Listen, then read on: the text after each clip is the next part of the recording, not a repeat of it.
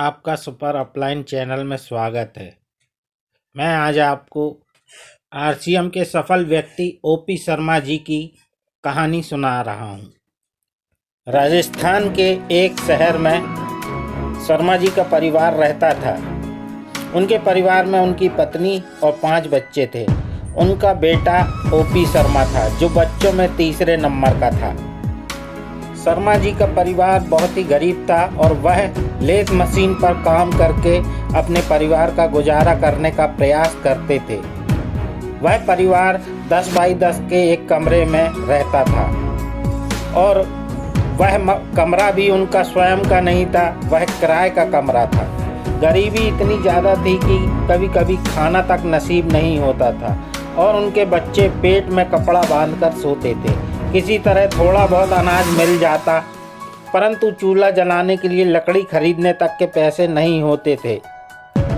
उनका बेटा ओपी शर्मा गाय का गोबर इकट्ठा करके उन्हें उनके कंडे बनाता था और उसको सुखाकर उससे उनका खाना बनता था। उनका घर इतना छोटा था कि सभी रात में एक साथ सो भी नहीं पाते थे। उनमें से कुछ लोगों को बैठकर रात गुजारनी पड़ती थी। हर रात अलग अलग परिवार के सदस्य का नंबर सोने का आता था। उस परिवार का वह छोटा सा कमरा ही सब कुछ करने के लिए होता था। इतना सब कुछ झेलने के बाद भी जो बीच का बच्चा था उसे यानी ओपी शर्मा को पढ़ने का बहुत शौक था। उनके पिताजी अक्सर कहा करते थे, बेटा ओपी तू पढ़ाई छोड़ दे और कुछ काम कर, क्योंकि मैं अकेले परिवार का खर्चा नहीं चला पा रहा हूँ तो तेरी पढ़ाई का खर्च कैसे उठाऊं। तू साइकिल की दुकान में जाकर काम कर और पंचर बना और पैसे कमा कर ला। लेकिन ओपी शर्मा जी ने कहा कि पापा मैं तो पढ़ाई छोड़ूंगा नहीं। तो फिर शर्मा जी ने अपने बेटे को कहा, ठीक है तुम्हारी इच्छा है तो करो पढ़ाई।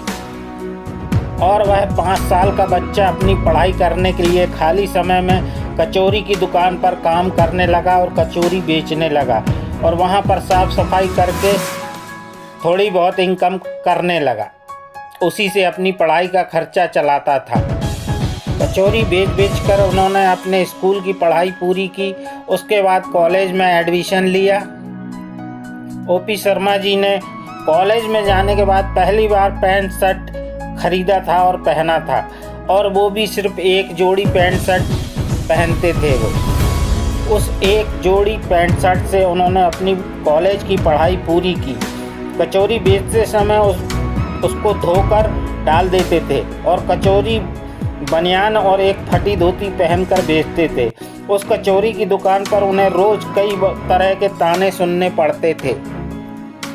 ग्रेजुएशन कंप्लीट करते ही उन्हें राजस्थान गवर्नमेंट के कार्यालय में जॉइंट डायरेक्टर के पद पर नौकरी मिली।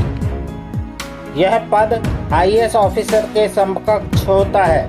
सन 2000 में उनकी एक माह की सैलरी 25,000 रुपये महीना होती थी। उनका शानदार ऑफिस था।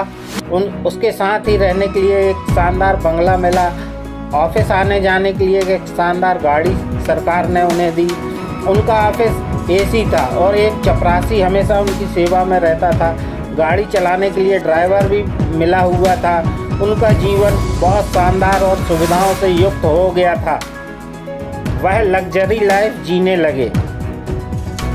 इस तरह की ज़िंदगी जीने वाले लोग जब शाम को ऑफिस से आते हैं तो उसके बाद आराम करते हैं या टीवी देखते हैं या मनोरंजन करते हैं। लेकिन इसके विपरीत ओपी शर्मा जी ऑफिस से जब घर आते थे तो बैठकर कुछ ना कुछ सोचते रहते थे कि जीवन में आगे कैसे बढ़ा जाए।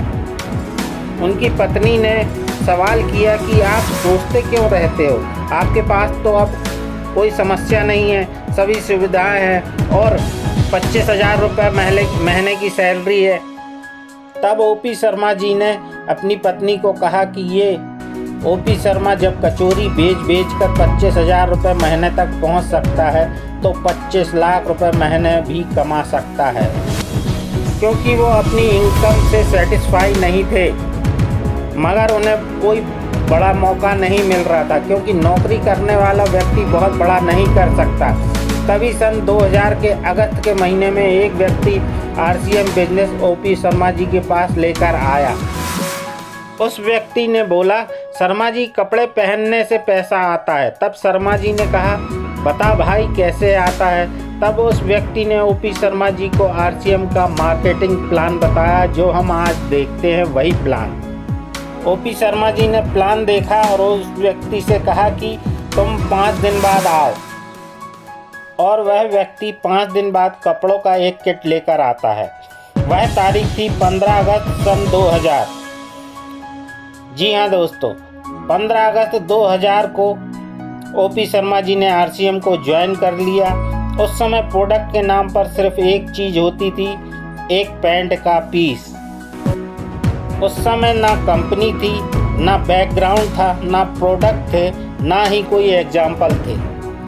ओपी शर्मा जी ने एक पैंट का पीस दिखा दिखा कर लोगों को ज्वाइन करवाया और 1 साल बाद उनका चेक 1,27,000 का हो गया। उसके बाद कभी पलट के नहीं देखा और ज़िंदगी में आगे बढ़ते चले गए। 23 फरवरी 2013 को वो इस दुनिया को छोड़कर चले गए, लेकिन आज वो इस दुनिया में नहीं हैं, परंतु अपने बेटे रवि शर्मा के लिए एक एम्पायर खड़ा करके चले गए, ज़बरदस्त आरसीएम बिजनेस। और वर्तमान में रवि शर्मा जी की इनकम 60 लाख रुपए से भी अधिक है, जो 1 माह की इनकम है। इसलिए आरसीएम को पीढ़ी दर पीढ़ी का बिजनेस कहते हैं।